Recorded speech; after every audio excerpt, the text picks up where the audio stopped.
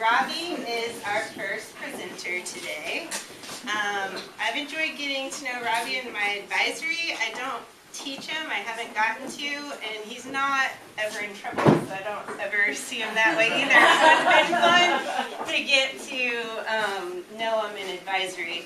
As many of you know, he's a really good tennis player, and he's going to talk about how he has worked through some struggles in his tennis career and really persevered to where he is today.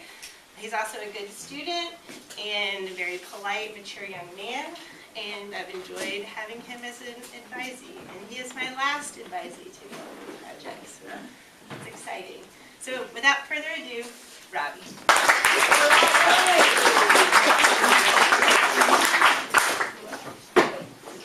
The future depends on what we do in the present, by Gandhi. This quote describes my 3 years of middle school perfectly. Through middle school, I have learned that if I do not put in all of my effort right now, I will not have the same chances as others who do put in all their effort. The harder you work now, the more prepared you will be later in your life. Your life will be less stressful and easier to be successful. Throughout my middle school years at collegiate, I have grown in many different physical ways. I have learned how to play different instruments. I have learned to not only play tennis, but I have also gotten much better and actually enjoy it now. But I will talk about tennis later on. I'll talk about tennis later on in my inner self section. In 6th grade, I began to play the violin for the first time ever thanks to my instrumental class. During this instrumental class, I learned how to hold the instrument and how to use the bow. I also learned how to read the music used for the violin. For example, each instrument has their own unique staff signature.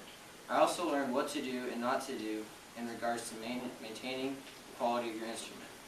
I learned that your instrument can be damaged if you leave your instrument in either too hot or too cold places. Also, after each session of playing, you need to loosen the tightness of your bow so that the backbone of your bow does not begin to warp and becomes unusable. In addition to this basic care, you need to tune your instrument before playing it, which I didn't catch on to quickly enough, and it sounded bad, like really bad. And in 7th grade, I decided to switch to the viola because I had lost interest in the violin. The viola was bigger, for some reason it felt easier to play. The same things apply with regards to maintaining the quality of the bow and the instrument itself. The main difference was the staff signature. It wasn't that hard for me to learn the new viola notes because by the time I had gotten instrumental again, I had forgotten all of the notes for the violin. In 8th grade instrumental, which I only began recently, I have continued to play the viola. I chose to continue with the viola because the other instruments seemed too big and cumbersome to always carry back and forth from my house, back to school, and then back home again. I just felt that such a big item wouldn't fit well into my schedule, since I go from home to tennis, then to school, then to tennis, then back home at 8:30. Since I continued to play the viola, I took about 2 full days to fully relearn the notes because of the long gap of time since the last time I played it. With increased practice time, I am now able to play harder notes at a faster tempo while still being on pitch. Thanks for me putting in effort right now, it will be easier to play harder pieces in the future. Before middle school, I would usually do very good. I would usually make very good grades without even trying at all. But in 6th grade, I learned that if I didn't try like I had been doing, I'd bomb every test. I learned this because every test I got back, I would just think sarcastically, great, amazing, just best grade ever, just lowest grade ever. Especially in 6th grade math, I have never liked math so much, so it was hard for me to pay attention in that class. Sometimes I would just talk a bunch with others, and other times I would just fall asleep for the whole class. Sometimes it would be 10 minutes, and other times it would be literally the entire class. And in 6th grade, I learned the effects that would come out of being a lackadaisical student. In 7th grade, I began to actually try in school. I began to get decent grades in school because I put my effort into it. On top of trying more in school, the other thing that helped me with getting better grades is actually asking my teachers about things whenever I would have a question, either while in class or even at home via email. In 7th grade, I would usually just not comprehend the information being given in class and end up having my own meaning of what was being talked about, which was usually wrong. It took many quizzes and tests to finally realize that I needed to make sure that I knew what was being talked about by going to a teacher when I had a question. In 8th grade, I began to ask more and more questions and became more engaged in each class because I realized how important it was to fully understand the material. With my increased participation, my classes gradually became easier, and I was able to earn at least an A- in each class, except for a few. From an academic standpoint, throughout the middle school, I have learned what it meant to put my effort into my work, study for tests, ask teachers about questions, and also what it means to work for the grade you want now so that you have better chances in the future. Throughout middle school, I have met and made many new friendships, either through different outside of school experiences, sports, or from going to KCD before I moved to collegiate. I have met new people from tennis. I met these people because by traveling to different states for different tennis tournaments, then when you do well in one tennis tournament, you become better friends with the people you played, and after that, they introduce you to more and more people until you know a ton of people. I've been at my club for nearly 3 years now, and so have many other people. After the first couple of months, I became friends with most of the people, as some of them had gone to the same club before LTC, which is where I'm at now. Then when I moved to my current club, I already knew a few people, and those people introduced me to more and more people until I knew most of the people at LTC. Then as the time went on and on, I knew more and more people. Then as the time went on, I knew more and more people at LTC until I knew nearly everyone at LTC. Then being friends with everybody at my tennis club for 2 years influenced my relationships with other people from other schools.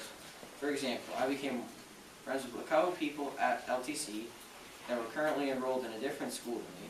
Then from there, I gradually started to meet more and more people from that school. When asked to describe myself, I usually think of tennis, friends, and family.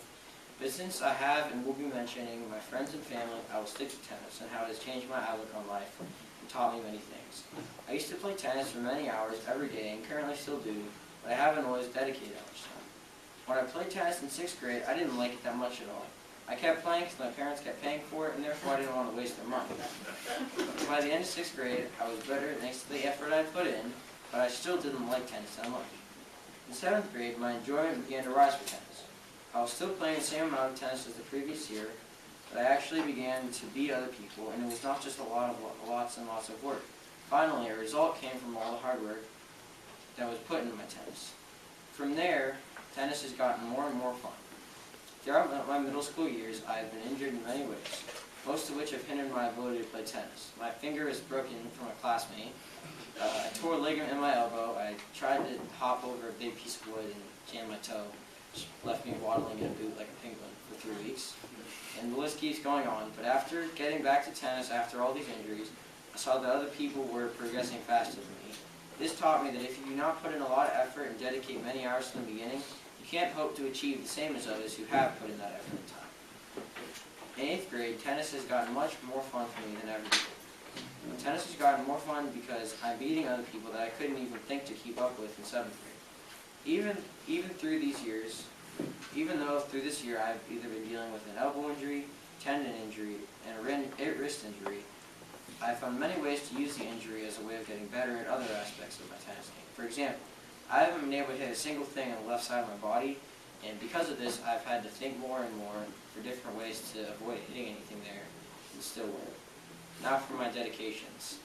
First off, I'd like to thank my mom and dad for paying for everything that I have right now, for my schools, my tennis, and many other things. I'm truly grateful for my parents, and they have helped me through almost every situation.